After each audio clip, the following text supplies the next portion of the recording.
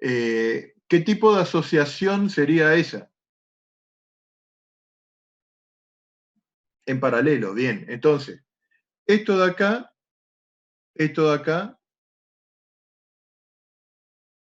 asocian en paralelo.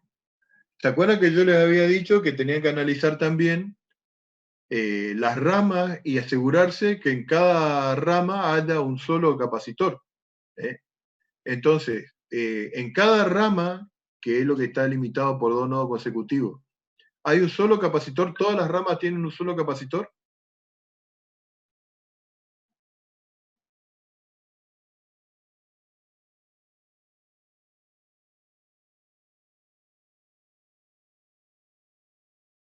Es una pregunta para todos. Todas las ramas que hay en ese circuito, no, dice acá Alejandro. No, por ejemplo, del nodo B al nodo D, por la rama de la derecha, está el capacitor C3 y el C5, que estarían Ajá. en ¿Y cómo serie. lo tengo que asociar a eso? Se puede asociar con un capacitor equivalente, Claro, pero ¿de qué forma? ¿Asocio en serie o en paralelo? en serie.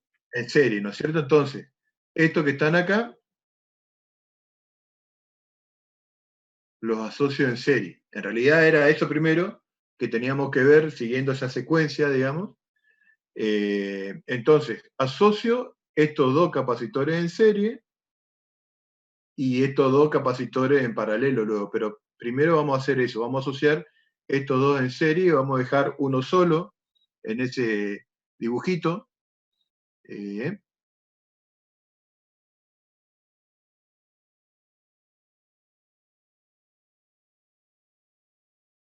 entonces voy a tener así.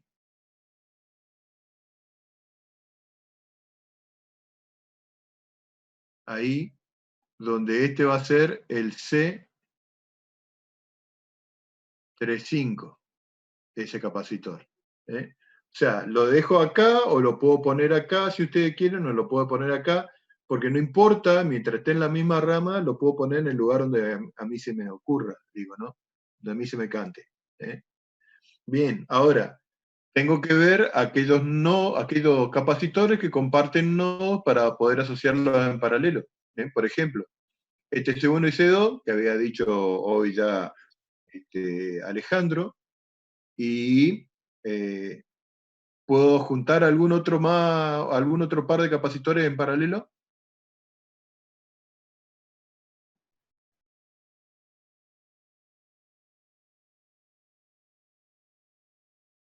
¿Puedo juntar algún otro par de capacitores en paralelo? ¿Hay algún otro par de capacitores que compartan los mismos dos nodos, digamos? Y profe, el C4 en Wow. este caso y el nuevo C35. Correcto. Estos de acá los puedo asociar en paralelo, digamos, porque comparten el nodo D y el nodo B. Es decir, mi circuito ahora me va a quedar de la siguiente forma.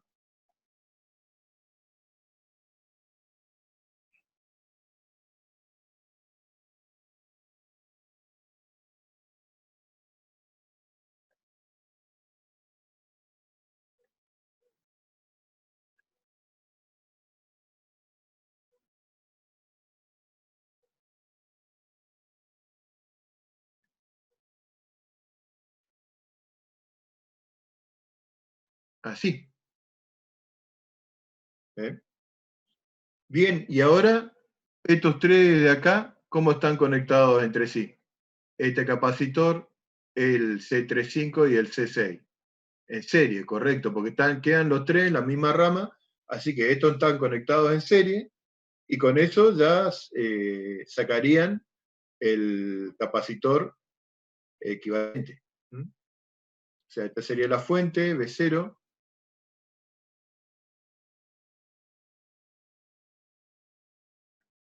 y el capacitor equivalente. ¿Mm? Bien, ¿se entiende este problema? ¿Eh?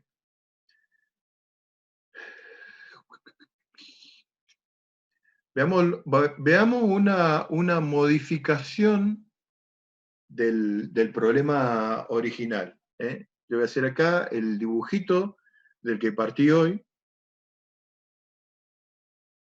Esta es la fuente, B0. Y fíjense, le voy a hacer una pequeña modificación al problema y van a ver cómo el problema, con una modificación chiquita, cambia bastante, digo.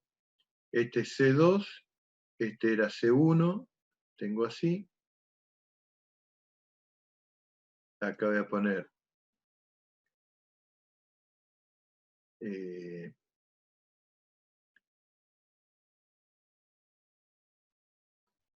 acá estaba, sí, estaba bien, como estaba haciendo.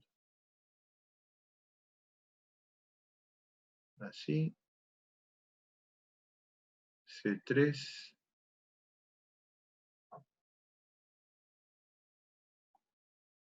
C4.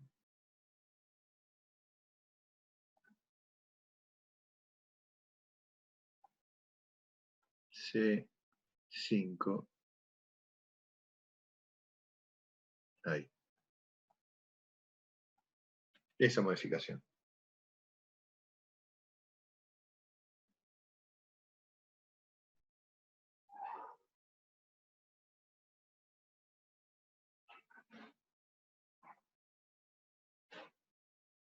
¿Ven? Fíjense que es casi el mismo problema que el anterior, pero en el anterior acá había un capacitor y ahora no hay nada.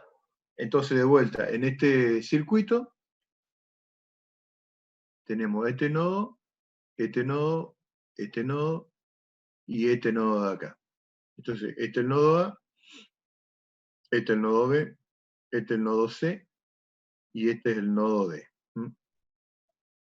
Entonces, yo lo voy a ir resolviendo a este ejercicio con los pasos que habíamos hecho hasta hace un momento. Entonces, por ejemplo, el nodo B y el nodo C, yo los voy a unir, digamos. Entonces, esto me va a quedar una cosa de este tipo.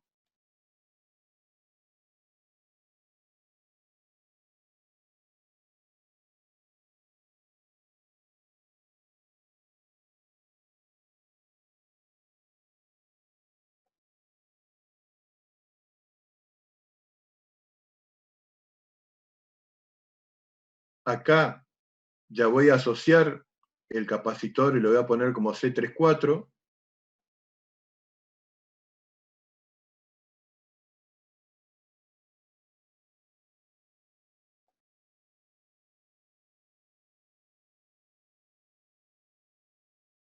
Ahí. Entonces, tengo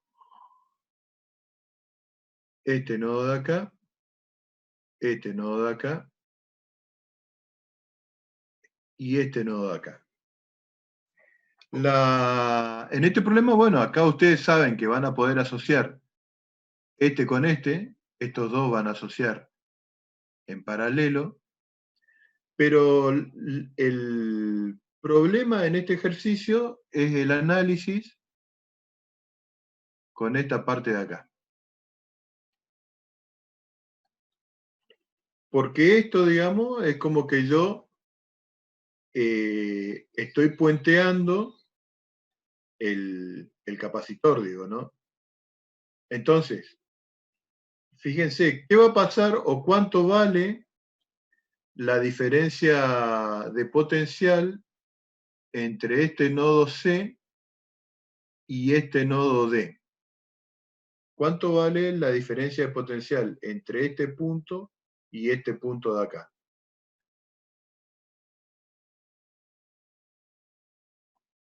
Si yo analizo este punto, este caminito, digo, ¿cuánto vale la diferencia de potencial entre estos dos puntos?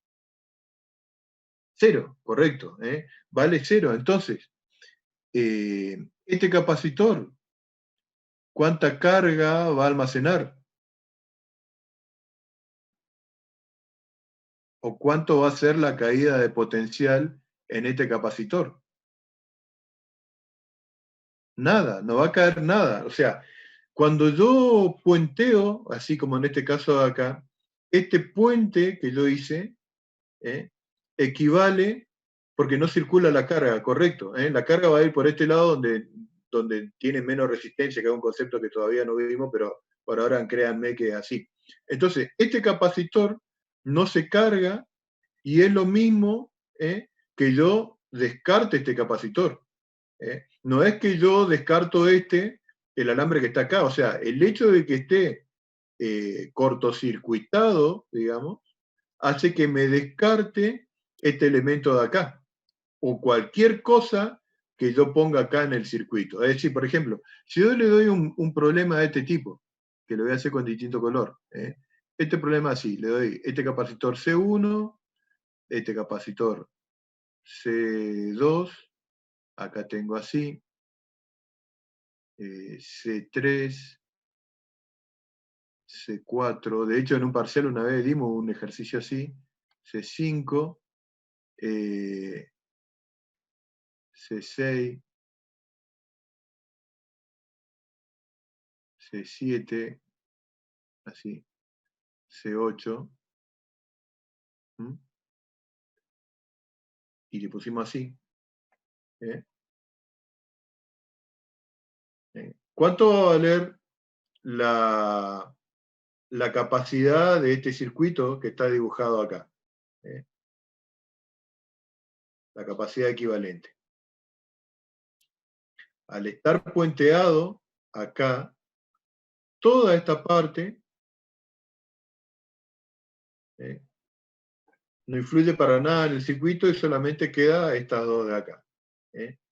En este parcial, bueno, uno el error que comete por ahí en los parciales es pensar que el ejercicio va a ser difícil, digamos, y cuando uno le toma algo fácil como esto, a pesar de que ven el corto de acá, dicen no puede ser tan fácil que sea asociar en serie estos dos capacitores para obtener el equivalente, y se ponen a trabajar sobre todo el resto y se olvidan o descartan el elemento este de acá. A ver, ustedes imagínense que nosotros los profesores muchas veces, cuando diseñamos un parcial, lo hacemos de tal forma que sea fácil para corregir para nosotros.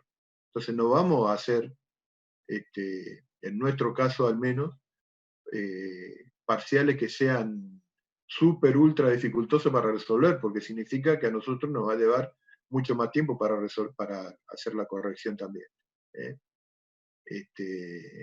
Hay algunos problemas que son complejos, digamos, y hay otros problemas que parecen complejos, pero son muy sencillos. Nosotros tenemos la costumbre de diseñar los parciales de esa forma, digamos. No sé si soy claro con esto que estoy diciendo y con lo previo. Díganme por el chat.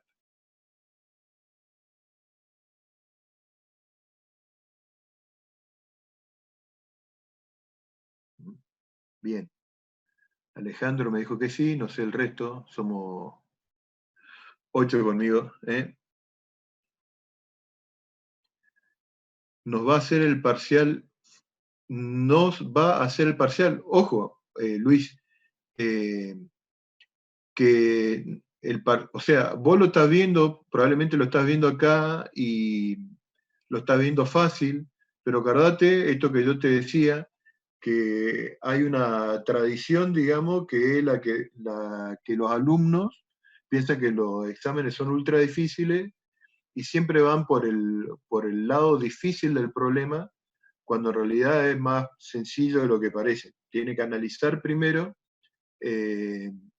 Sí, sí, las respuestas correctas las sabemos después de entregar los parciales, pero claro, sí, sí, sí, sí, sí. Eso suele pasar. Nosotros le damos el tiempo necesario en los parciales a los alumnos, por lo menos los que rinden conmigo. Los de la otra comisión más o menos también hacen lo mismo. Y le permitimos a los alumnos hacer las preguntas sin levantarse de su lugar. O sea, las preguntas son en voz alta y pueden preguntar lo que quieran, digamos. Nosotros, si podemos, le respondemos. Qué sé yo, por ahí en algún problema no se acuerdan de cuál era la fórmula de energía cinética y nosotros le ponemos cuál es la fórmula de energía cinética en el pizarrón. Nosotros evaluamos lo que le estamos enseñando ahora. suponemos que los demás saben, digamos, pero nosotros eso nos evaluamos. O sea, vos me decís, ¿cuál es la fórmula de energía cinética? Porque yo acá tengo energía y no me acuerdo cuál es un medio de la masa por la velocidad. Bueno, nosotros le decimos un medio de la masa por la velocidad al cuadrado, no estamos diciéndole, eso lo saben de física 1. Eso no tenemos la costumbre. Nosotros evaluamos lo que tienen que saber de física 2. Lo demás, si se puede ayudar, se ayuda. ¿Estamos? Bien. Eso con este problema de acá, y yo quería mostrarles otro problema, pero vamos a hacer lo siguiente, como ya queda 1 minuto y medio, me parece que no vale mucho la pena seguir con esta sesión. Voy a finalizar la sesión, digamos. A ver, profe, me gustaría proponer después, en la próxima clase de consulta, hacer modelos de parciales o de ejercicio completo, porque a mí me pasa que en la guía por ahí no me sale algún ejercicio y cuando lo veo entiendo todo, pero en otro ejercicio me pasa lo mismo. Bien, sí, no hay problema. Yo le pasé un modelo de parcial a ustedes, ¿no? Les había dejado en el grupo de WhatsApp un modelo de parcial. ¿Es así o no? Díganme, porque parece que yo se lo dejé. Uno me había preguntado, yo no vi, jajaja, dice. Sí, profe, nos dejó, pero nos comentó que no estaba por dejar el resultado recién la semana que viene, o unas chicas estaban Está queriendo bien, recién o la sea, semana que viene. está bien, está perfecto. Está perfecto. Lo que a mí me gustaría que hagan con ese modelo de parcial es resuelvan y usen el grupo de WhatsApp para interactuar entre ustedes, digamos, y después yo les paso la solución y discutimos entre todos. O sea, el primer esfuerzo quiero que lo hagan ustedes con los problemas y después nos ponemos a trabajar sobre las dudas que tienen respecto de ese ejercicio. Yo estoy de acuerdo con esto que plantea acá su compañero, que se tomó en el 2018. Fíjense, ahí hay un problema, digamos, de capacidad. Ya que estamos con el tema de capacidad, podemos pensar un poquito en este problema de acá, con el tema de las asociaciones. Hagámoslo hagámoslo, por lo menos pensarlo al ejercicio de parcial. Bien. Entonces, voy a poner al H para ver si hay alguna pregunta de ustedes. Y la ventanita de participantes la voy a dejar acá al costado por la duda que entre alguno. Bien, entonces, en este circuito, más allá de las cuentas que tienen que hacer, digo, en este circuito tienen que, como hicimos hoy, identificar cuáles son los nodos en el circuito. Entonces, miren la pantalla ahí, ven todo el circuito, ¿no? Sí.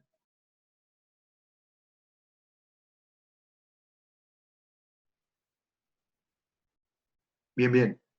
Entonces, yo voy a marcar, imagino que no habrán tenido problema de identificar los nodos, pero bueno, acá tengo un nodo, acá tengo un nodo si ustedes quieren, pero tengo una fuente, así que no es que mucho voy a poder hacer. Ahí está Jonathan, que era el que faltaba. Acá tengo un nodo, y acá también tengo un nodo. Entonces, ya tengo identificados los nodos. Yo voy a ir haciendo acá el dibujito del problema. Voy a correr un poco esta página un poquitito más arriba. Ahí. A ver si se me corre el dibujo también. Ajaja.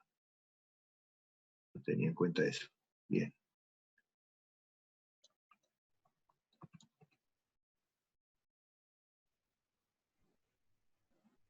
Voy a enfocarle de vuelta, pero bueno, vamos a hacer así. Ahí. Vamos a borrar nomás. Y vamos a dibujar de vuelta. Total eran unos puntitos. Tengo ese punto, este punto de acá, este punto de acá y este punto de acá, que llamo A, B, C y D, los nodos en mi problema. Entonces, ya tengo identificados los nodos, ahora tengo que ver si hay algún par de nodos que los pueda unir, porque no hay ningún elemento de por medio. Entonces, fíjense que acá puedo unir estos dos nodos y directamente esta rama del capacitor, llevarla acá, y esta, olvidarme de eso. Ahí. De manera que este lo puedo borrar, digo. A ver.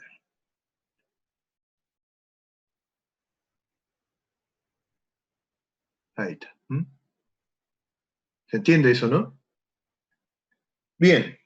Ahora, tengo que buscar si hay más de un capacitor por rama. ¿En qué rama hay más de un capacitor? Entonces, tengo esta rama de acá, que tiene el capacitor C3 y C6. Entonces, a esos dos capacitores que están ahí, yo los puedo asociar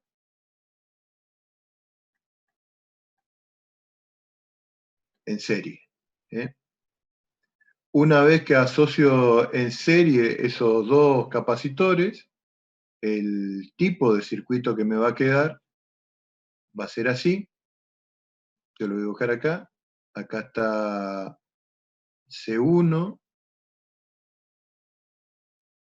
Acá está C2.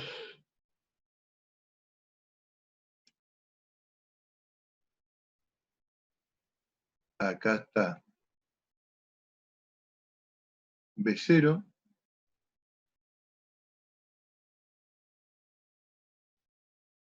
Acá está C5.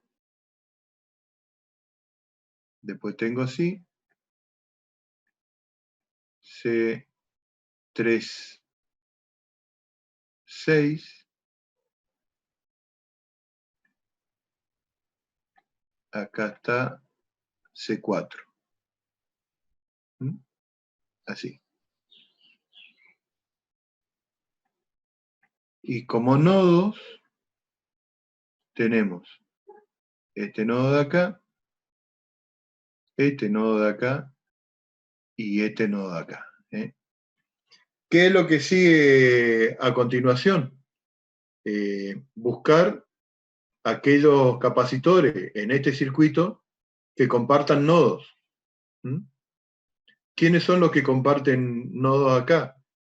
Este C4 y este C36 que comparten este nodo y este nodo. ¿Estamos todos de acuerdo con eso? Bien, entonces, yo voy a juntarlos estos dos en un solo para no tener que hacer todo el dibujo de vuelta. Directamente voy a borrar este.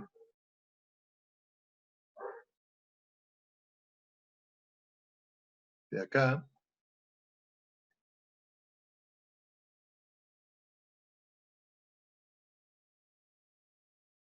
Y este era C5 y ahora este es C346. C346. Estamos, entonces fíjense que tenemos estos dos nodos. Tenemos esta rama que contiene un solo capacitor. Esta, medio que no puedo hacer nada porque tengo un capacitor y una fuente. Y ahora tengo estos dos capacitores que estarían conectados en serie, porque están compartiendo en la misma rama. Entonces, voy a borrar este de acá. Y voy a tener así. Y este va a ser C3456. Bien, Y ahora, ¿cómo sigue la cuestión? Digo, porque tengo que buscar si hay algún par de capacitores que comparten los mismos nodos. Fíjense, C1 y C2 comparten este nodo, pero este no. C2 y C3456 comparten este nodo, pero este no lo comparten. ¿eh? Pero sí me comparten C1 y C3456. Quiere decir que este capacitor y este están conectados en paralelo. Entonces, ¿se entendió eso? ¿El análisis se entendió? ¿Mm? Bien, porque van a estar todos con la misma diferencia de potencial, es decir, esta rama va a tener la misma diferencia de potencial que esta rama de acá y que esta rama de acá. Quiere decir que van, pero como esta rama tiene una fuente, yo no puedo asociar este con este, pero sí puedo asociar este de acá con este de acá. Entonces, ahora voy a poder hacer esto, voy a poder tener así.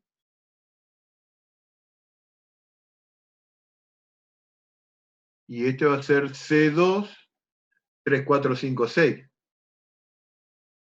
¿Mm?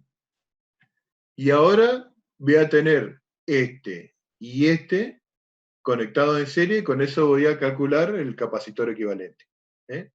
¿Se entiende o no? Fíjense que este problema, digamos, no es un problema como el que estaban viendo en la guía de trabajo práctico, pero es un problema que si ustedes analizan, lo tienen que poder sacar.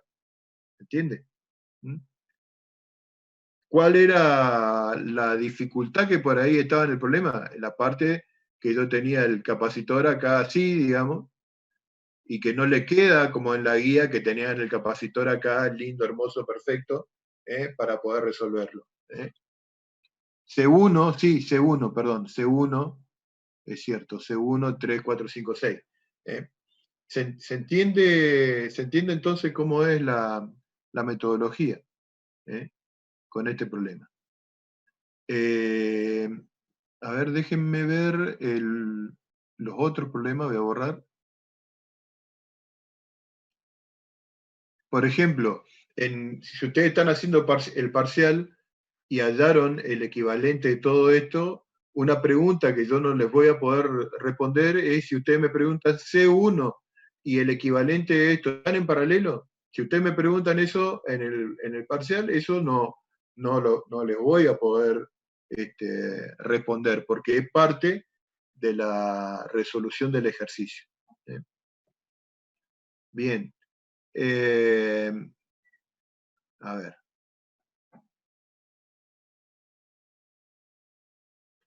Vamos al primer problema. A ver, vamos a Profe, minimizar. Sí, entonces quedaría la fuente, el capacitor 2 y el otro equivalente nomás. No se puede. No se claro, puede tenés que hacer más. asociar en serie. Tenés que, ¿En serio? tenés que asociar en serie.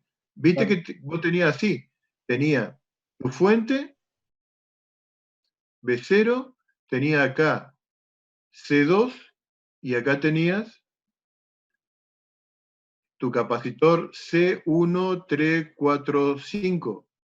C1, 3, 4, 5, 6, no me acuerdo si había un sexto. Poner que sí.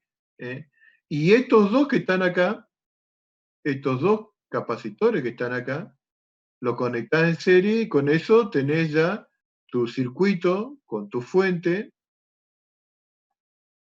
y tu capacitor equivalente, que resultó de hacer este de acá, la conexión en serie de este con este de acá, de este con este. ¿Está Alejandro? Sí, gracias, profe. Ok. Bien. El primer problema, voy a minimizar la pantalla acá, porque si no, no puedo ver. Bien, dice, un plano infinito con densidad superficial de carga, bla, bla, se encuentra paralelo al plano XY en Z igual a 4, dice. Entonces, fíjense que acá el problema no les hace el dibujito, pero el dibujito lo tienen que hacer ustedes, digamos. Entonces, un sistema de referencia, hacemos un sistema de referencia, ahí, ahí y ahí. Vamos a hacer por ahí capaz que, bueno, no, ahí nomás. Entonces, esto es X, Y y Z. Un plano infinito se encuentra paralelo al plano de X y Z igual a 4. Entonces póngale que acá está el Z igual a 4, y el plano infinito, yo voy a dibujar una parte solamente del plano, no el plano infinito, pero su plano estaría así, una cosa así.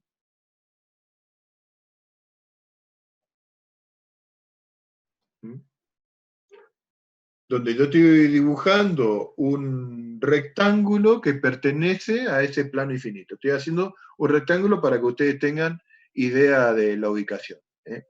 Un hilo infinito con densidad lineal de carga de tanto se encuentra perpendicular al plano XZ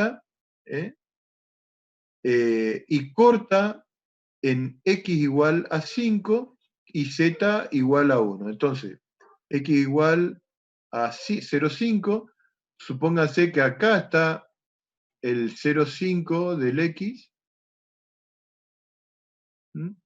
y en Z igual a 1, dice, o sea, Z igual acá, en este punto, ahí. Por acá pasaría un hilo infinito, que está ahí, lo visible, digamos, y después sigue por debajo del plano, ese hilo, ahí con línea Angaú, línea de punto, le quise dibujar. Dice, hallar gráficamente la resultante del campo eléctrico en el punto de coordenadas X igual a 1,5, Y igual a 0 y Z igual a 1,5 metros. Entonces, en vez de hacer ese dibujo tridimensional bastante complejo, digamos, ¿qué voy a hacer yo para tener una visión mejor de mi problema? Voy a hacer el mismo dibujo, pero visto desde otro plano. Es decir, ¿qué voy a hacer? Voy a dibujar ahora el plano ZX y voy a mirar mi dibujo desde el eje Y. Fíjense, si no me entendieron lo que dije, les dibujo acá. Ese es el eje X, este es el eje Z, y perpendicular está el eje Y. Entonces vamos a escribir, este es X, este es Z, y acá pasaría el eje Y. En Z igual a 4 está el plano infinito. Yo voy a dibujar mi plano infinito como que fuese una recta.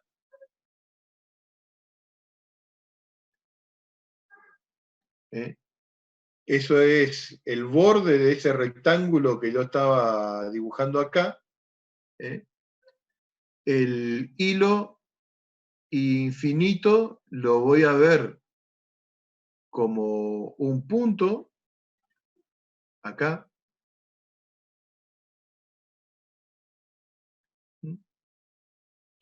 Este tenía 0,5 y en Z tenía 1, no está hecho a escala mi dibujo, este vale 4, y tenía que calcular el campo eléctrico en el punto X igual a 1,5, así que sería por acá, y P igual a 0, o sea, estoy calculando en este plano, y Z igual a 1,5. Entonces estaría por acá, qué sé yo, por ahí. Este vale 1,5 y este vale 1,5. Después, fíjense, dice, el plano es infinito. Entonces, el vector que representa ese plano infinito, por ejemplo, ¿para dónde lo tendría que dibujar? ¿En qué dirección? ¿De qué eje, digamos? ¿Y en qué sentido? Si es Y positivo o negativo, si es X positivo o negativo, si es Z positivo o negativo. Tengo que dibujar el campo en Y, el campo producido por el plano infinito primero. Sería K negativo, me dice el campo producido por el plano, dice Luis, paralelo al eje Z, dice Alejandro, paralelo al eje Z, pero acordate que de acuerdo a este dibujo puede ir hacia arriba, que sería hacia la Z negativa, o hacia abajo, que sean las Z positivas, Alejandro.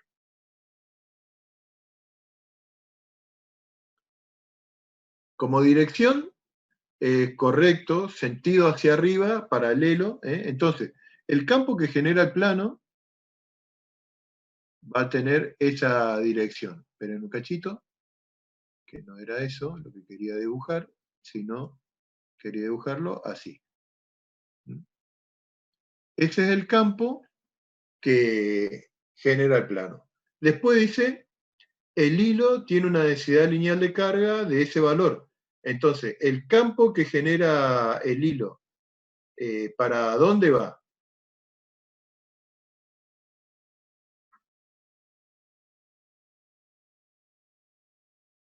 Tiene carga positiva. Viéndolo así, es como serían líneas de campo como de una partícula puntual.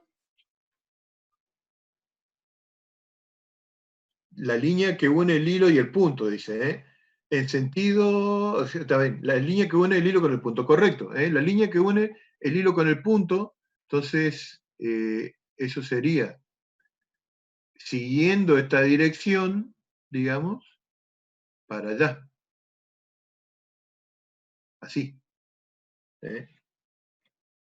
¿Por qué eso? Porque si el hilo tiene carga positiva, acuérdense que ¿cómo lo hago para saber para dónde apunta el campo? Una vez que tengo la dirección, pongo una carga de prueba, me olvido de todo el resto, digamos, pongo una carga de prueba positiva acá y va a ser repelida por las cargas positivas que integran esta densidad lineal de carga. Lo mismo para el caso del plano infinito, que es lo que yo tengo. Tengo, si este plano es positivo, y pongo una carga de prueba para acá, la carga de prueba va a ir para aquel lado. Bien, y ahora que ya tienen las direcciones, lo único que tienen que calcular son los módulos de los vectores, es decir, en el caso del plano infinito, ustedes saben que el campo sigma va a ser igual a sigma sobre 2 epsilon 0. Fíjense que tienen el valor de la densidad superficial de carga. Este campo, acuérdense que es un campo que no depende de la distancia, entonces va hacia arriba. Si ustedes quieren escribirlo vectorialmente, el campo E sub sigma sería igual a menos sigma sobre 2 epsilon 0 por K. ¿Por qué menos? Porque las zetas negativas, digamos, están para allá, hacia arriba, las zetas positivas están dibujadas hacia abajo. ¿Se entiende? Eso sería vectorialmente la expresión del campo. Acuérdense, este sigma sobre 2 epsilon 0, en este caso, este campo valdría algo así como menos 0,5 newton sobre coulombio versor K. Porque es 8,85 por 10 a la menos 12, que es el valor de sigma, dividido 2 por 8,85 para menos 12, se simplifican ese valor con el de abajo, digamos, y me queda un medio que es 0,5. ¿Se entiende esto hasta ahí?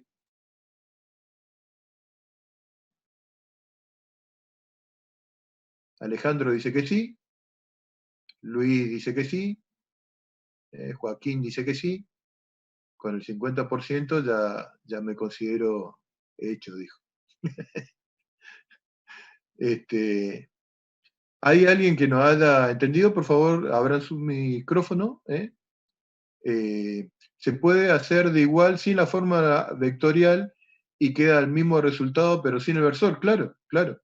Vos acordate nomás, Joaquín, que cuando vos tenés que hallar el vector resultante, ¿qué es lo que tenés que hacer con cada uno de los vectores que integran la suma? Tenés que expresarlo en su componente para que sume las componentes entre sí. Por eso es que yo escribí acá, digamos, claro, y sacar el módulo, o la componente del vector resultante. Con el caso del hilo, calculamos la componente del campo del hilo en I y en K para sumar, claro, claro, claro, claro, claro. Entonces, fíjate, o fíjense, como ustedes conocen las componentes en X y en Z de este punto y de este punto, a ver con qué color puedo hacer, con negro voy a hacer. Esta distancia de acá la pueden calcular perfectamente. O sea, este dibujo, acuérdense que no está hecho a escala. Entonces, este lado, por ejemplo, este lado de acá, vale la diferencia entre este, y este lado de acá, vale la diferencia entre este y este. O sea, este vale 1 y este vale 0,5, por ejemplo. Entonces, ahora saben que el campo del hilo, lambda, es igual a lambda sobre 2pi epsilon 0 por r, con este r de acá que calculan de esta distancia.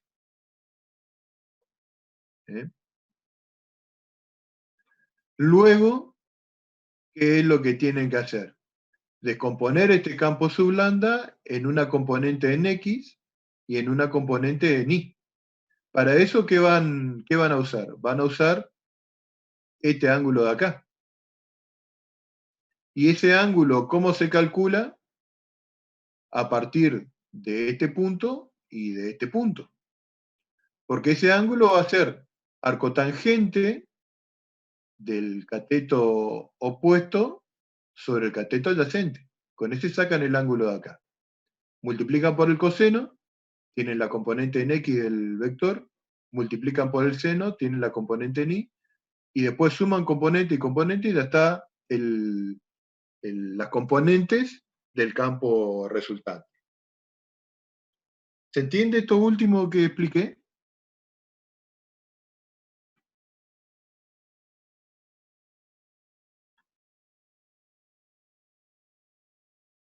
Perfecto. Fundamental, lo que yo siempre le digo a los estudiantes cuando van a hacer un problema, no ir a las fórmulas de uno, o sea, de entrada no querer usar las fórmulas, sino hacer, en algunos problemas de parcial nosotros le damos la representación gráfica, en otros problemas como en este, se les da puesto en palabra lo que sería la representación gráfica, porque si bien en ese año todavía no se hablaba de competencia, para nosotros es importante que ustedes tengan capacidad de interpretar lo que dice un texto, digamos, eso es importante en cualquier profesión, digamos, ¿no? Entonces tienen que hacer el dibujito y después verlo desde algún lugar, porque este es un dibujo tridimensional, acá no van a poder hacer nada en este dibujo de acá. En este dibujo ustedes no pueden hacer nada más que después darse cuenta para pasar de eso que es 3D a esto que es 2D, que es mucho más sencillo para interpretar. ¿Se entiende?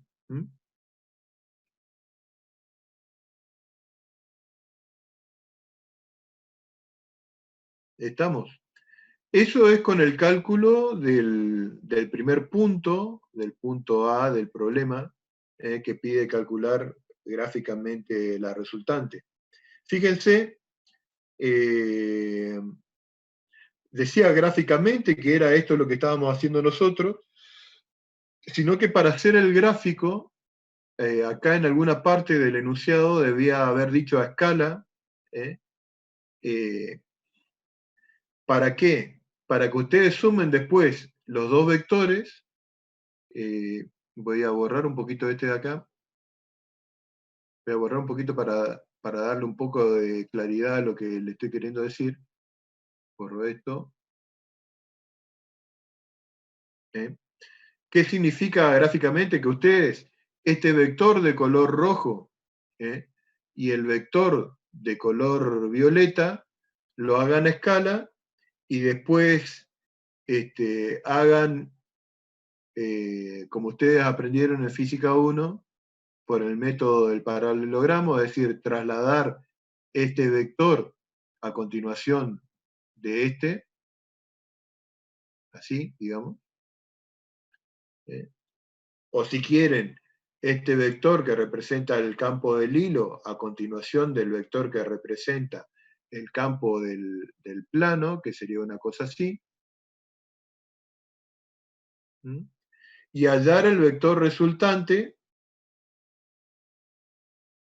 uniendo el punto de aplicación de los vectores con el extremo del último vector trasladado. O sea, la ventaja de esto es que ustedes en el primer punto están hallando gráficamente el resultado y en el segundo punto le están dando precisión y están validando lo que ustedes hicieron en el primer punto.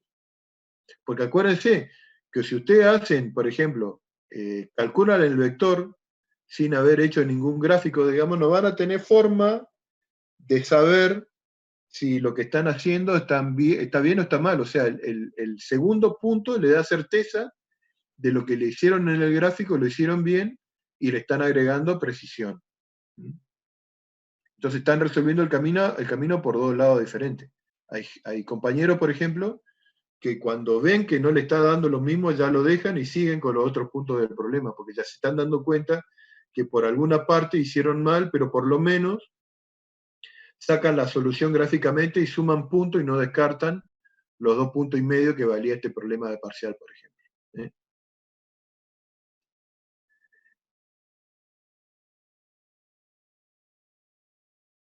Después dice, otro punto, dice calcular, este de acá, el punto C. El punto C. Dice calcular, a ver, este. Dice, calcular el trabajo de la fuerza eléctrica para mover un electrón desde P hasta otro punto P1 de coordenadas 1,5, 2 en Y y 1,5 en Z. Es decir, se está calculando el trabajo, digamos, por unidad de carga, a lo largo de un camino que es paralelo al eje de las Y. Correcto, correcto, Luis. Da 0, a ver si todos interpretan lo que Luis escribió ahí en el chat. Fíjense que si están al mismo potencial los dos puntos, dice Alejandro, pero básicamente porque a lo largo de esa trayectoria que es paralela al eje de las Y, el campo siempre va a tener una dirección que es perpendicular al eje, no importa en qué punto del espacio vos estés analizando. Siempre los campos no realizan trabajo, digamos, para mover la carga, exacto. ¿Lo entienden? O sea, ustedes, si este es el eje de las Y, yo voy a hacer apartadito el dibujo acá. Voy a borrar esto.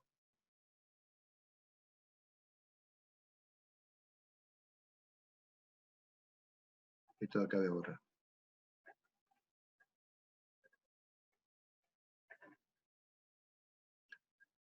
Fíjense, yo voy a hacer mi dibujo desde el eje, viéndolo del eje de la Z. O sea, este va a ser mi eje Y. Acá va a estar el eje X. Esto es X.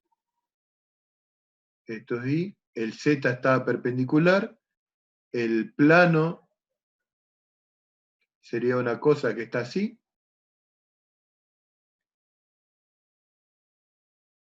El hilo infinito pasa por acá, digamos. Y ustedes están calculando el trabajo a lo largo de esta línea entre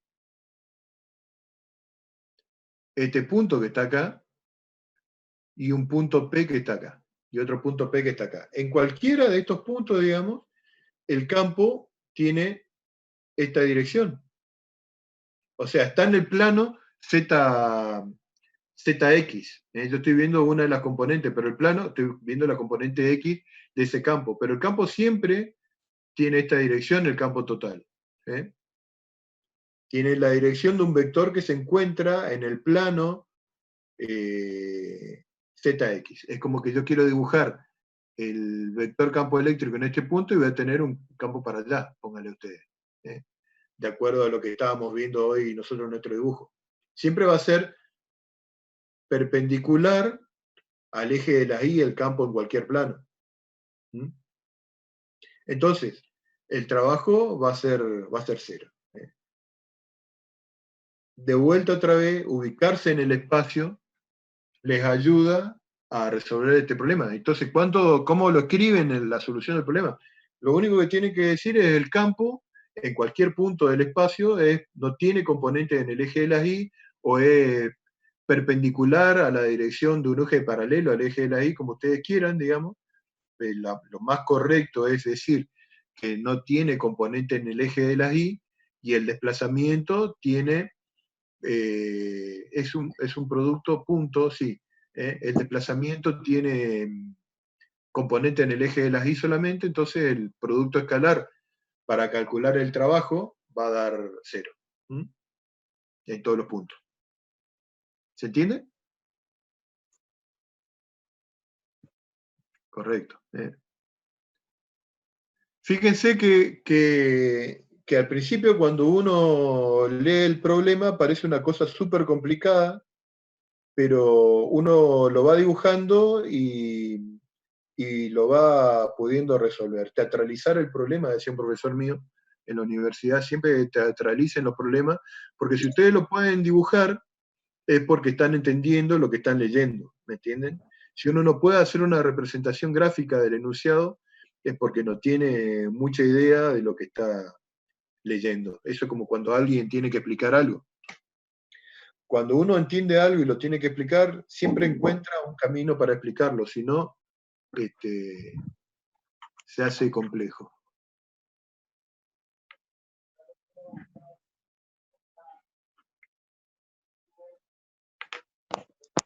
Marcelo, ¿querés hacer una pregunta? Porque tenés verde tu micrófono. Marcelo B.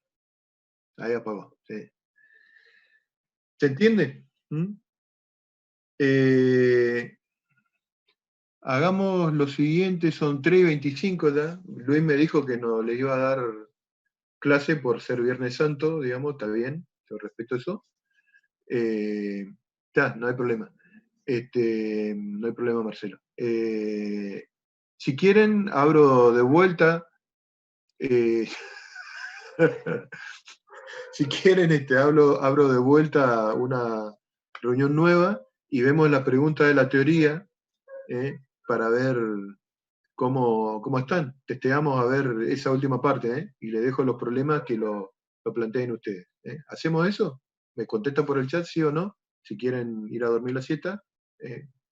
Bueno, sí, hacemos, dice, con que uno haya, ya está. Bien.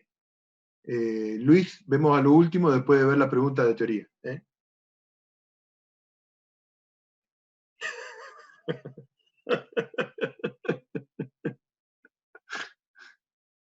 O me pueden decir verbalmente o escribir, digo, en el chat, cómo serían son equipotenciales, entonces serían perpendicular. Bien, entonces yo voy a dibujar acá.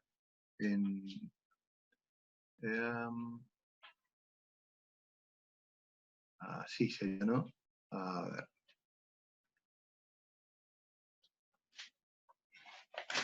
Serían así. Voy a dibujar un par. Ahí. En realidad voy a hacer otro con otro color.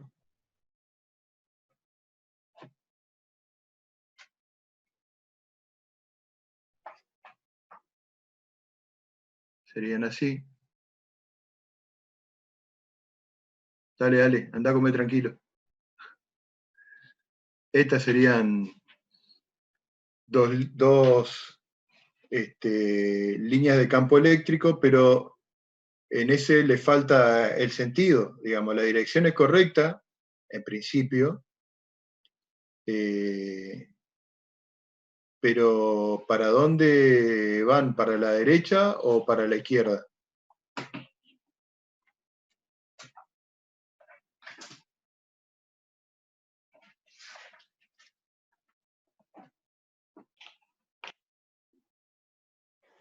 De izquierda a derecha, diría, correcto. De izquierda a derecha. Entonces sería una cosa así.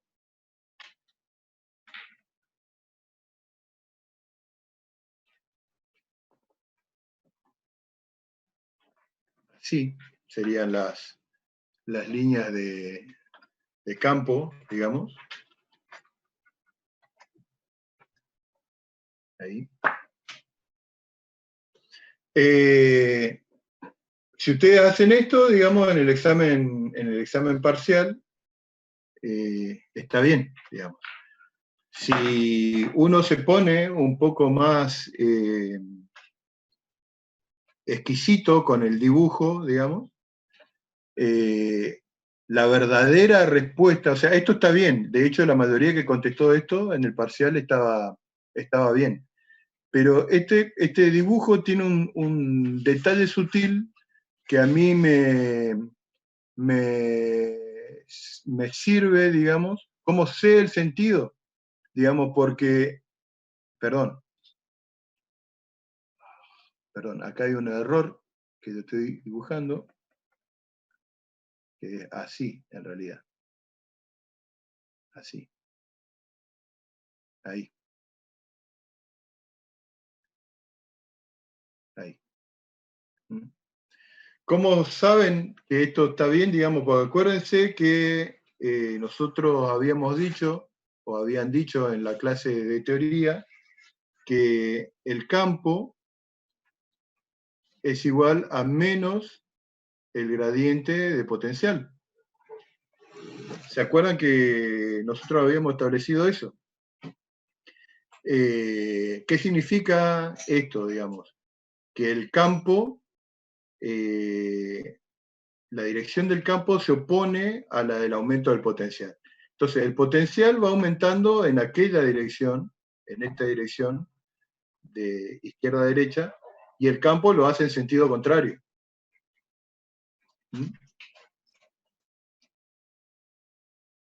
Hacia niveles de energía potencial más baja, energía potencial eléctrica más baja, correcto. Pero fíjense, hoy yo les decía que hay una pequeña sutileza en este dibujo, digamos que yo la había dejado para ver si alguno se daba cuenta, porque, por ejemplo, fíjense, la distancia de separación entre esta línea y esta línea es la misma que entre esta línea y esta línea de acá. Pero la distancia de separación entre esta línea de equipotencial y esta línea es mayor que la que existe entre esta línea y esta línea de acá. Significa que si yo defino un campo acá E1, un campo acá E2 y un campo acá E3, el campo en esta región, en la región 2, digamos ustedes, y en la región 3, es igual. Es decir, que yo al campo eléctrico en esa región lo dibujo así, si ustedes quieren. Fíjense que yo no voy a hacer todavía la punta de la flecha, digamos, simplemente voy a dibujar la línea de campo acá, donde el hecho de que estén equiespaciadas me dice que el campo es constante. ¿Se acuerdan que nosotros habíamos dicho que cuando la línea de campo estaba más juntita, el campo era más intenso? Ahora, el campo en E1, al ser esta distancia más chiquita, es más intenso que en la región E2.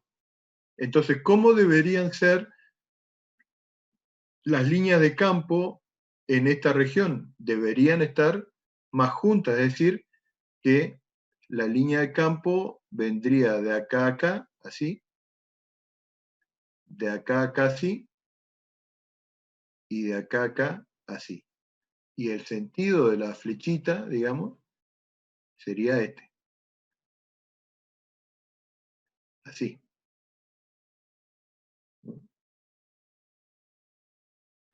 Acuérdense que si yo quiero hacer un cálculo finito del campo, va a ser igual a delta B sobre delta R.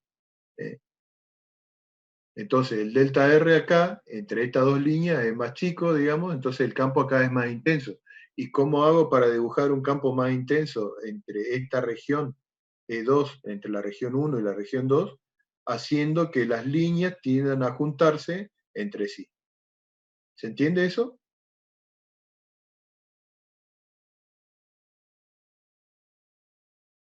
En E3 no, porque fíjense que la distancia entre este y este, digamos, es la misma que la distancia entre este y este de acá. ¿Bien? ¿Se entiende? O sea, pero si ustedes en el parcial me hacen los tres dibujos de la línea paralela, ya está bien, eso está bien, digamos. O sea, lo otro, este análisis que estamos haciendo nosotros estaría perfecto, pero si el problema vale 2 puntos, o cualquiera de las dos situaciones, no va a sumar más de 2. Ustedes quieren sacarse un 12 en vez de sacarse un 10. ¿Se entiende? ¿Se entendió el ejercicio el ejercicio de teoría de esta parte de acá? ¿Se entendió o no?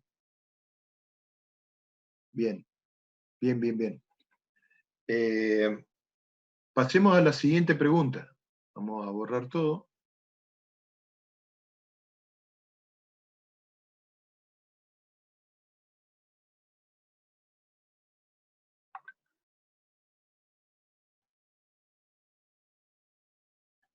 Dice, la 2.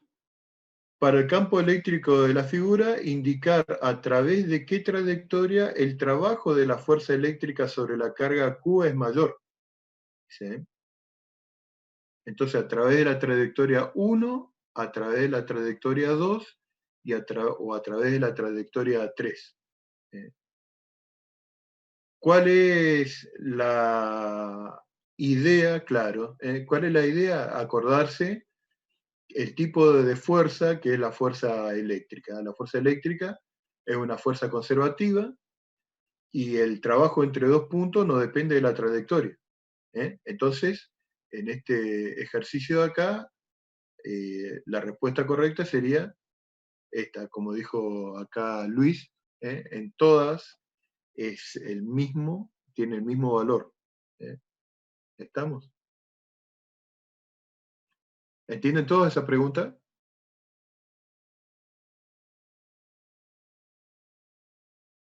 Bien. Fíjense que no son las preguntas, son preguntas conceptuales, no hay desarrollos que ustedes tengan que hacer, pero tienen que tener en claro la parte conceptual, que es justamente la parte importante, digo, ¿no? Vayamos a otra de las preguntas.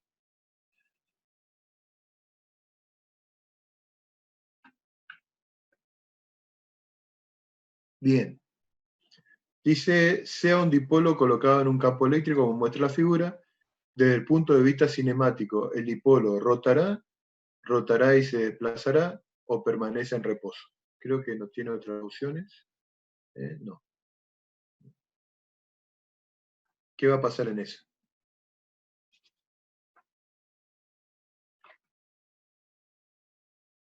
Rota, dice Marcelo. Rota, creería, rota. Bien, entonces, fíjense, vamos a hacer el análisis. Esta es una carga que es positiva. Sobre esta carga positiva genera un campo eléctrico que tiene, genera una fuerza eléctrica que tiene este sentido. Este sentido de acá. Y sobre este genera una fuerza de carácter atractivo que tiene esa dirección de ahí. ¿Cierto? ¿Esto qué causa sobre el dipolo? Que el dipolo, como dice acá Marcelo, se genera un torque y ese torque hace que ese dipolo rote. Ahora fíjense, entonces en una posición posterior, digamos, le voy a tener así.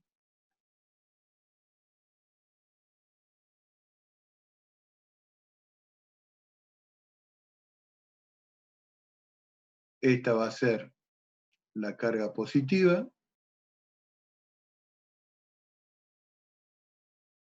Esta de acá va a ser la carga negativa. Y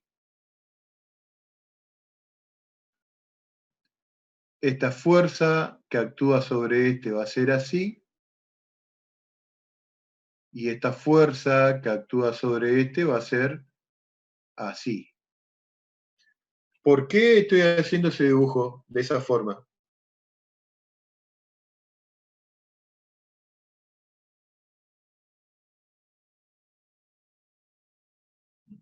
¿Por qué esta fuerza la hice más grande por la distancia de separación? Entonces, ¿la fuerza neta que actúa sobre el dipolo es 0?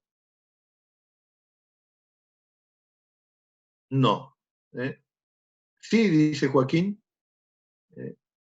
O sea, esta fuerza más grande menos esta fuerza que es más chiquita da 0, Joaquín. Falta estudios.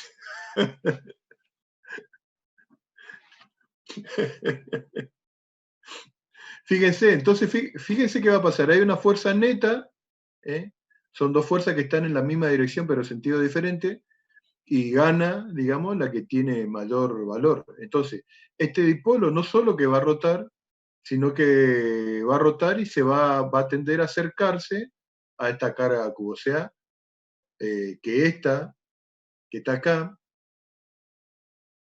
esta es la respuesta correcta. No solamente rota, sino que rota y se desplaza. ¿Se entiende eso?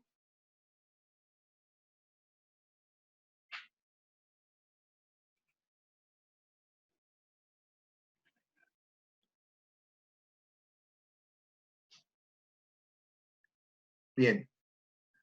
Perfecto. Pasemos a la otra pregunta.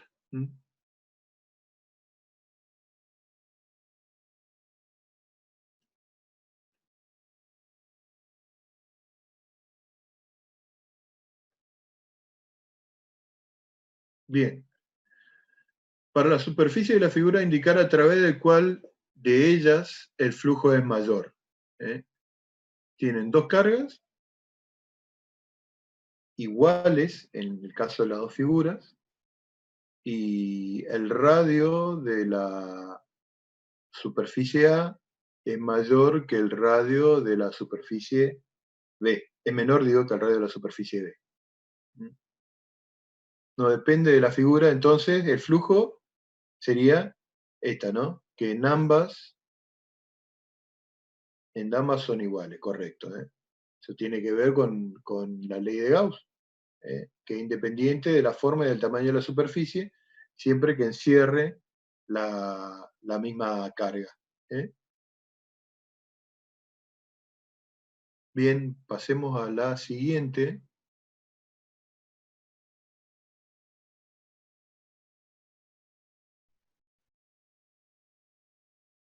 Dice la siguiente, dice, si en un dieléctrico el campo E aumenta, el vector de polarización aumenta, disminuye o permanece constante. ¿Ustedes tienen ahí a mano la hojita de fórmula, por las dudas? Sí, dice. Fíjense en la hojita de fórmula que hay una expresión de P que dice que P es igual a la susceptibilidad por epsilon 0, creo, por E, o una cosa así. ¿Encontraron la formulita esa? Bien. ¿En qué parte está, Joaquín? ¿Encontraron?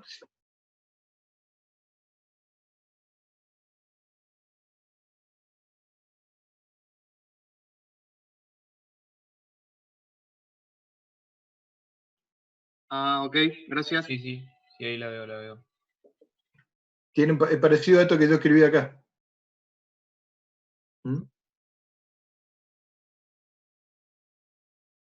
Está bien. Para lo que yo voy es que en esa fórmula hay una dependencia con el campo eléctrico. Es decir, si el campo eléctrico aumenta, ¿qué pasa con la polarización del material? También aumenta. O sea, acuérdense que ustedes vieron en la teoría, a ver, voy a hacer un dibujito en este de acá.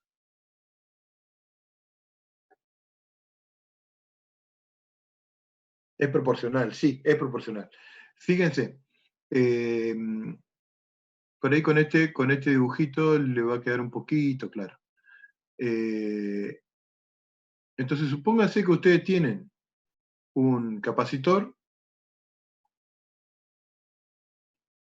con nada en el interior, como el que estoy dibujando yo acá.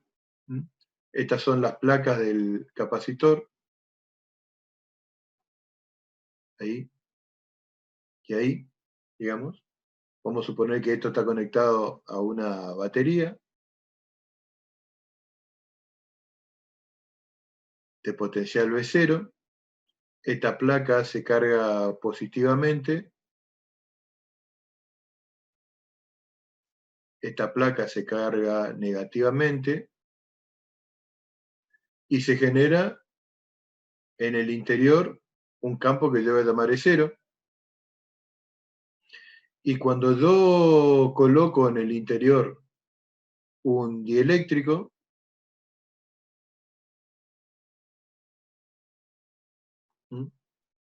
acuérdense que ¿qué es lo que pasa? El dieléctrico se polariza. ¿Qué significa que se polarice?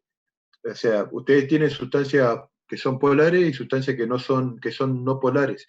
En las sustancias que son no polares, ustedes tienen que exacto. Fíjense, ustedes tienen que las sustancias que son no polares, tienen el núcleo con carga positiva, rodeado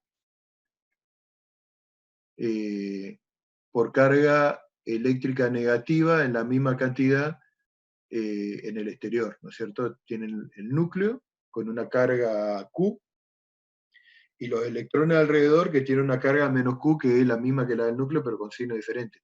Cuando a esto se le aplica un campo eléctrico, digamos, ¿qué es lo que pasa con el material?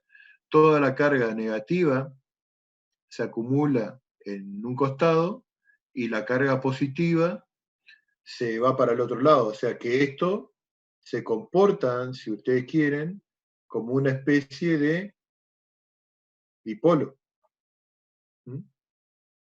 Cuando ustedes suspenden el campo eléctrico, de vuelta vuelve el átomo a su formación geométrica natural, digo, ¿no?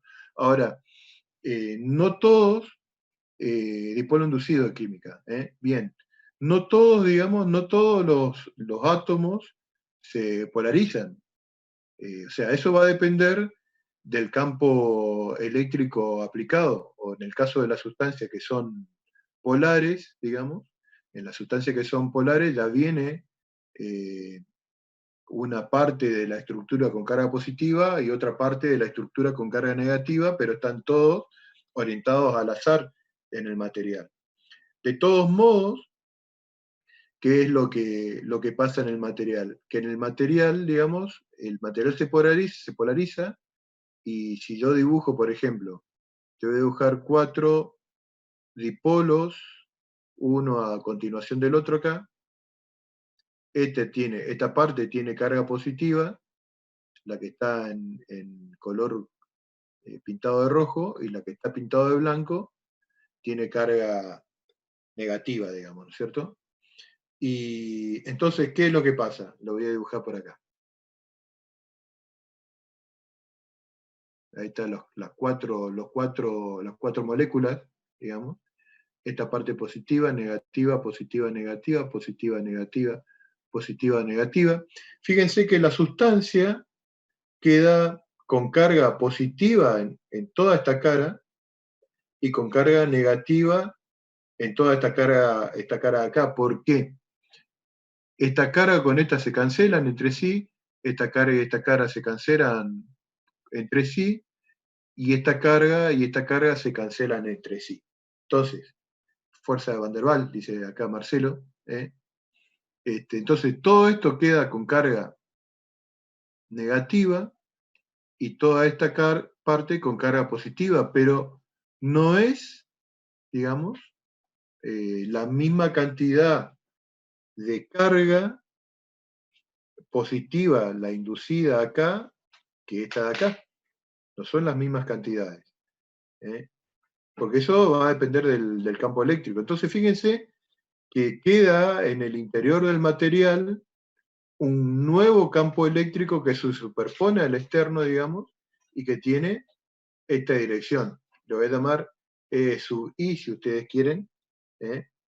Por eso dice, ustedes se acuerdan, si vieron en la teoría generalmente comienza la exposición diciendo, bueno, si yo tengo un par de placas paralelas y la conecto a una diferencia de un capacitor cargado y la conecto a un voltímetro, me marca una diferencia de potencial, y cuando meto un dieléctrico en el interior, esa diferencia de potencial baja. Baja porque el campo eléctrico entre las placas disminuye porque hay una superposición del externo con este nuevo que se formó por las cargas inducidas. ¿Se entiende? De todos modos, la pregunta del problema que habla del vector polarización, el vector polarización es un vector que va en el mismo sentido del campo exterior, digamos.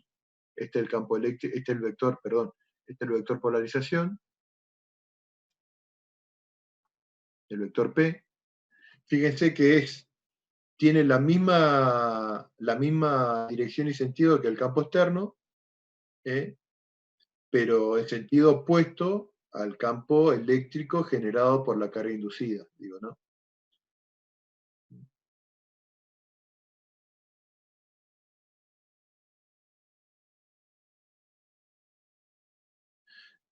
Porque en realidad no se desconecta ninguna batería. Por eso te decía, vos tenés un capacitor cargado con una determinada diferencia de potencial, que la medís con un voltímetro, y si sin desconectar el voltímetro vos metés, acá vamos a ponerle el voltímetro si ustedes quieren, así. Y después, o sea, lo cargaste y después le conectás un voltímetro. Vacío, hacés la lectura de lo que marca el voltímetro y después le pones un dieléctrico y volvés a leer la lectura del voltímetro y vas a ver que la diferencia de potencial bajó. Eso es la explicación con la que arranca la clase cuando habla del campo eléctrico en la materia, digo, ¿no? Entonces, el vector polarización es proporcional a campo eléctrico aplicado, que es lo que pregunta la pregunta, justamente la pregunta del examen parcial. Ahí ven la pantalla del parcial, ¿no? La que estábamos viendo recién. ¿Están viendo otra cosa? Sí, sí, bien. ¿Estamos? Después, ¿qué otra cosa más tiene este parcial? Déjenme ver un poquito.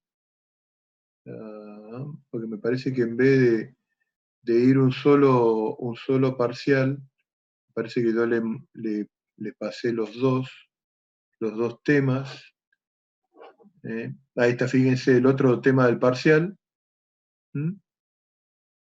Ya hay fecha y forma del parcial. La fecha por ahora se sigue manteniendo. Digamos, eso no, o sea, lo que se comunicó el primer día de clase.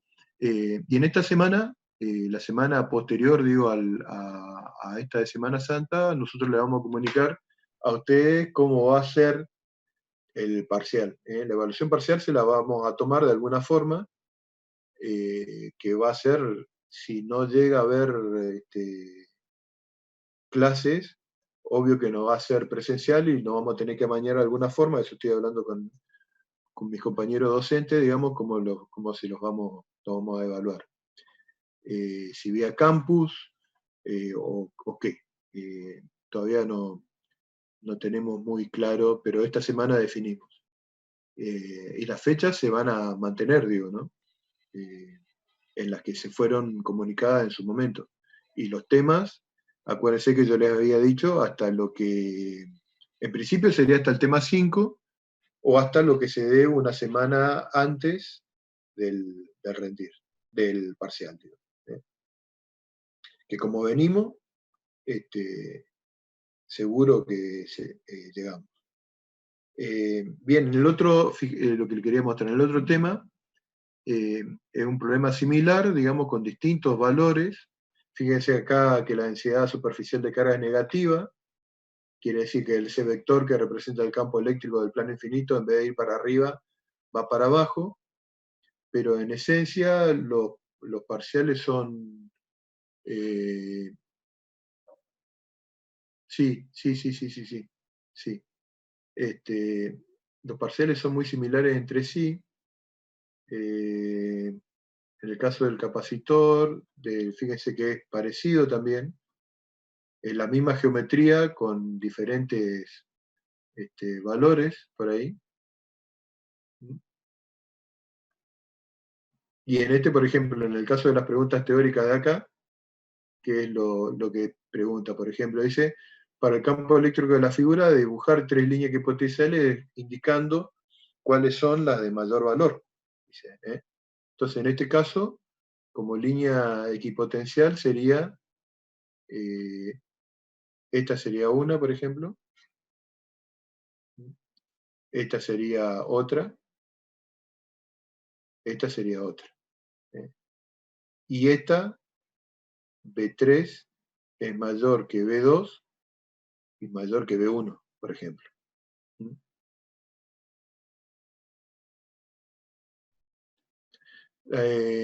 Dice, porque esa fecha estaba a confirmar. Claro, la fecha esa estaba a confirmar, ¿por qué? Porque la planificación tenía que pasar por el consejo directivo, y el consejo directivo, junto con el centro de estudiantes, analizaba que no haya superposición de fechas, digo, ¿no? Pero ahora, como cambió todo, digamos, como pasamos de una modalidad de trabajo totalmente diferente, el examen no va a poder tener el formalismo, digamos, el formalismo de la presencialidad, digamos, ¿no? Así que vamos a tener que ver qué tipo de evaluación se la damos, porque por ahí capaz que le damos vía campus y cada uno la hace en su casa. Bien. Sigamos entonces, un poquito con las preguntas que siguen.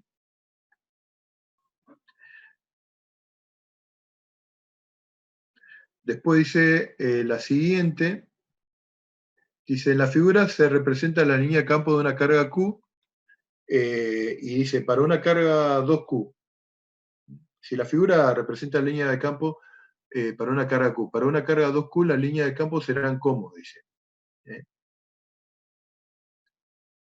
La A, la B, la C o la D.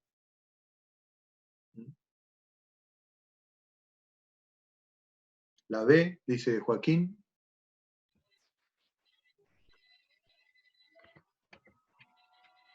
La B, dice acá también. Correcto, ¿eh?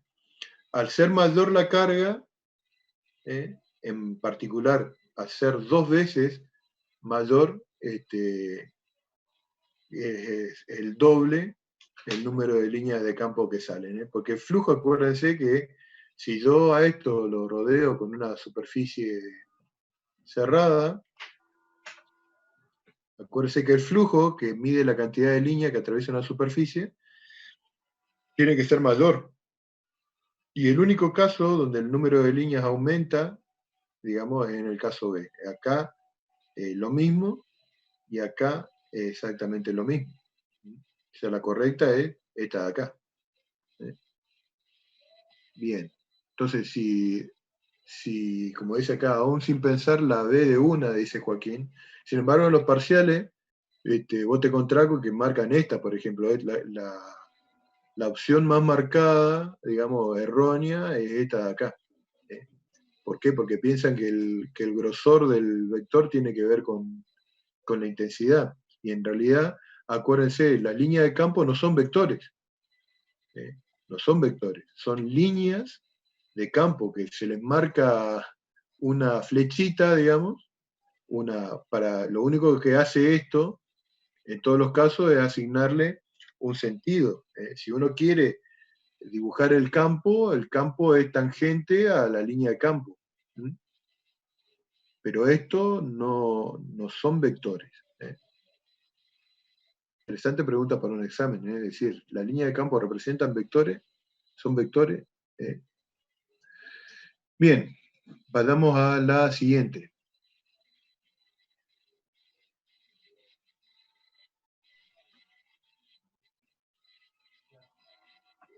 Si un dipolo colocado en un campo eléctrico, como muestra la figura, desde el punto de vista cinemático, rotará y se desplazará, permanece en reposo. ¿Y qué tiene el dibujo? Tiene un dipolo colocado en un campo uniforme. ¿Qué va a pasar acá? Cuando el dipolo rote,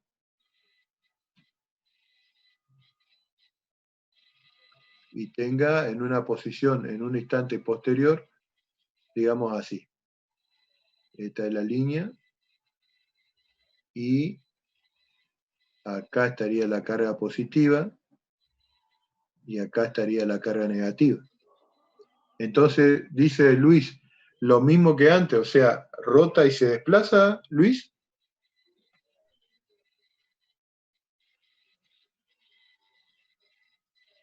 Joaquín dice rota, pero creo que no se moverá. Joaquín dice eso, Luis dice rotará y se desplazará. Fíjense, acá yo voy a tener una fuerza eléctrica para allá y voy a tener una fuerza eléctrica para este lado. Esto es como meter un dipolo entre las placas de un condensador, por ejemplo. Entonces, ¿cómo va a ser esta fuerza en comparación a esta fuerza de acá? La fuerza neta que actúa sobre el dipolo, ¿cuánto va a valer? O mejor dicho, ¿cómo son las dos fuerzas? Esta de acá. Ajá, ahí te das cuenta, Luis. Serían iguales. Entonces solamente este dipolo va a rotar. Porque está colocado en un campo uniforme. ¿Estamos? Bien. Vamos a la otra pregunta.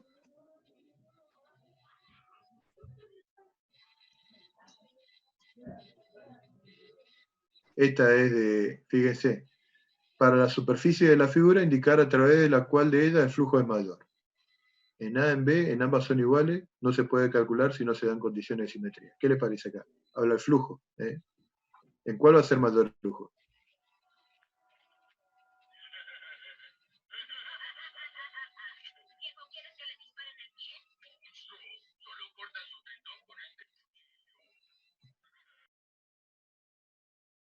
En B. En B es mayor porque es mayor la carga que encierra. ¿Está?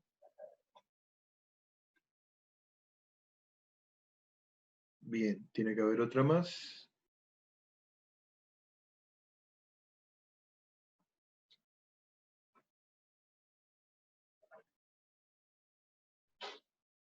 No. Sí, acá está. En el vacío dice el vector de polarización es nulo, depende de epsilon 0, depende del campo eléctrico externo. ¿Cuál va a ser la respuesta en ese caso?